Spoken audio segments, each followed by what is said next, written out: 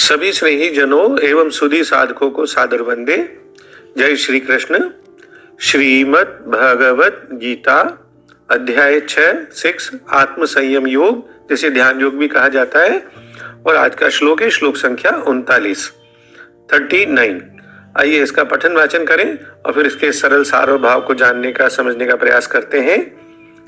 एतन्मे संशयं कृष्ण छेतुमर्हस्य शेषतः त्वदन्यः संशयस्यास्य छेत्ता न ह्युपपद्यते। इसका सरल शाब्दिक अर्थ इस प्रकार है।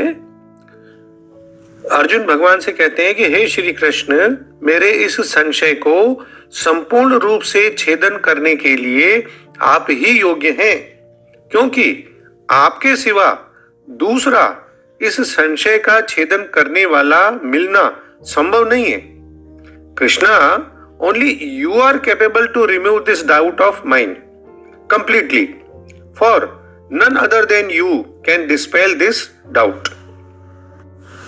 तो इस श्लोक में हम देखते हैं कि अपना शक, अपना संदेह या संशय जिसे कहते हैं, उसे दूर करने के लिए अर्जुन भगवान से प्रार्थना करते हैं। पर कौन से शक? अर्जुन ने 37वें श्लोक में पूछा था भगवान श्री कृष्ण से कि हे श्री कृष्ण, जो योग में श्रद्धा रखने वाला है किंतु संयमी नहीं है, इस कारण जिसका मन अंत काल में योग से विचलित हो गया है, ऐसा साधक योग की सिद्धि को यानी भगवत साक्षात्कार को नहीं प्राप्त होकर किस गति को प्राप्त होता है। और फिर पिछले 38वें श्लोक में उन्होंने कहा कि हे महाबाहो, क्या वह भगवत प्राप्ति के मार्ग में मोहित और आश्रित रहित पुरुष छिन्न भिन्न बादल की भांति दोनों ओर से भ्रष्ट होकर नष्ट तो नहीं हो जाता? सबसे पहले हम पदच्छेद के माध्यम से संस्कृत शब्दों का हिंदी अर्थ देख लें। कृष्ण, हे श्री कृष्ण, में मेरे एतत् इस संशयम संशय को अशेषतः यानी कंप्लीटली संपूर्ण रूप से छेदन करने के लिए, समाप्त करने के लिए, निवारण करने के लिए आप ही अर्हसी योग्य हैं ही, क्योंकि त्वदन्यः आपके सिवाय दूसरा अस्य इस संशयस्य संशय का, संदेह का छेदन करने वाला न उपपद्यते मिलना संभव नहीं है। तो इस श्लोक के शब्दार्थ से ही भावार्थ लगभग पूरा स्पष्ट हो जाता है। जैसा कि शंकराचार्य जी भी लिखते हैं कि हे कृष्ण, मेरे इस संशय को निःशेषता से काटने के लिए यानी पूरी तरह से नष्ट करने के लिए आप ही समर्थ हैं, क्योंकि आपको छोड़कर कोई भी दूसरा, भले वो ऋषि हो, देवता हो या और भी कोई हो, इस संशय का नाश करने वाला संभव ही नहीं है। अतः आपको ही इसका नाश करना चाहिए, यह अभिप्राय है। इसका एक मतलब यह भी है कि अभी पिछले 2 श्लोकों में जो उन्होंने अपनी शंका जाहिर करी, जो प्रश्न पूछा अर्जुन ने भगवान से, इसके पहले जितनी भी बातें भगवान श्री कृष्ण ने अर्जुन से कही, उनके बारे में उसको डाउट नहीं है। तो अभी ये जो 2 प्रश्न है, इसके बारे में वो पूछ रहे हैं। और संशय निवृत्ति के उपाय तो मनन चिंतन या पूछना ही है, ताकि अगर एक दूसरे से बात करें, डिस्कस करें, तो उससे डाउट दूर होते हैं।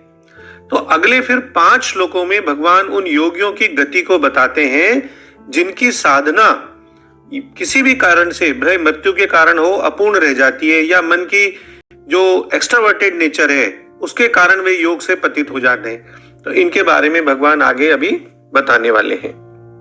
और यहाँ जो पिछले 2 श्लोकों में उन्होंने संदेह जाहिर किया, उसके बारे में वो कहते हैं कि हे कृष्ण, यही मेरा संदेह है और मैं आपसे इसे पूर्णतया दूर करने की प्रार्थना कर रहा हूं।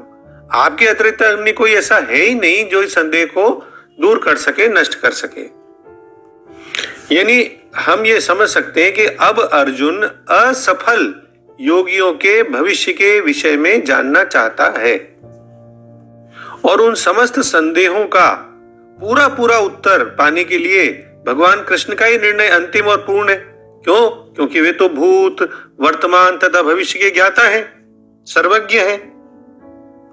और भगवान के अतिरिक्त कोई जवाब उसका दे नहीं सकता, उत्तर दे नहीं सकता, संदेह दूर कर नहीं सकता, वो संभव नहीं है, ये अर्जुन ने कह दिया। क्योंकि कोई दूसरा अगर योगी भी हो तो वो भी अभ्यास से योगी बना होगा, युंजान योगी होगा, कोई विद्वान होगा, शास्त्र होंगे, तो कोई भी मर्मज्ञ पुरुष होगा, महापुरुष होगा, तो वो मतलब वहां तक नहीं बता सकता, सबकी एक अपनी सीमा होती है। लेकिन भगवान तो युक्त योगी हैं। भगवान कृष्ण के आगे तो शब्द लगता है ना, योगेश्वर कृष्ण, वो तो युक्त योगी हैं, अपने आप ही योगी हैं, बिना अभ्यास के, परिश्रम के, सर्वत्र और सब कुछ जानने वाले हैं। उनके समान जानकार तो कोई है ही नहीं, सबकी गति अगति को जानने वाले हैं। तो इस योग भ्रष्ट जो गति, इसके विषय का जो प्रश्न पूछा है अर्जुन ने, तो वो कहता है कि उसका उत्तर तो है भगवान आप ही दे सकते हैं, आप ही मेरे संशय को दूर कर सकते हैं। और उनकी भगवान श्री कृष्ण की भगवत्ता पर तो अर्जुन को पूरा विश्वास था, तभी तो यहाँ वे योग भ्रष्ट की गति के विषय में प्रश्न करते हैं और कहते हैं कि भाई आपके सिवा कोई दूसरा नहीं बता सकता। तो भगवान श्री कृष्ण की भगवत्ता पर विश्वास होने के कारण ही तो हम देखते हैं कि उन्होंने एक अक्षौणी सशस्त्र नारायणी सेना को छोड़कर और निशस्त्र भगवान को ही स्वीकार किया था। वो इतना विश्वास करते हैं भगवान के ऊपर। और चूंकि केवल भगवान ही सर्वज्ञ और सर्वशक्तिमान है, इसलिए वे उसी प्रकार से अज्ञानता को दूर करने में समर्थ हैं जिस प्रकार सूर्य अंधकार को मिटाने में पूर्णतः समर्थ होता है। और इस श्लोक में हम ये भी देखते हैं कि यहाँ अर्जुन भगवान के प्रति अपनी गहरी आस्था, विश्वास और भक्ति प्रकट करता है। और अर्जुन की विनम्रता भी अनुकरणीय है। वे एक महान गुरु से ज्ञान प्राप्त करने वाले शिष्य की तरह से सच्ची भावना से बोल रहे हैं। भगवान कृष्ण स्वयं परमात्मा है, सर्वज्ञ है, समस्त लोकों में समस्त प्राणियों के सभी भूत वर्तमान भविष्य को जानने वाले, इसलिए वे ही अपूर्ण योगी के भविष्य के बारे में अर्जुन के संदेह को दूर करने के लिए योग्य हैं। तो अंत में हम डॉक्टर राधा कृष्णन जी के सरल शब्दों में इसका अर्थ फिर से देख लें कि हे कृष्ण, आप मेरे इस संशय को पूरी तरह से मिटा दें, क्योंकि आपके सिवाय और कोई ऐसा है नहीं जो इस संशय को नष्ट कर सके। जय श्री कृष्ण। ओम श्री कृष्णार्पणमस्तु। डॉक्टर बी के शर्मा के प्रणाम और किसी भी भूल अथवा त्रुटि के लिए हृदय से क्षमा। सर्वे भवन्तु सुखिनः, सर्वे सन्तु निरामया।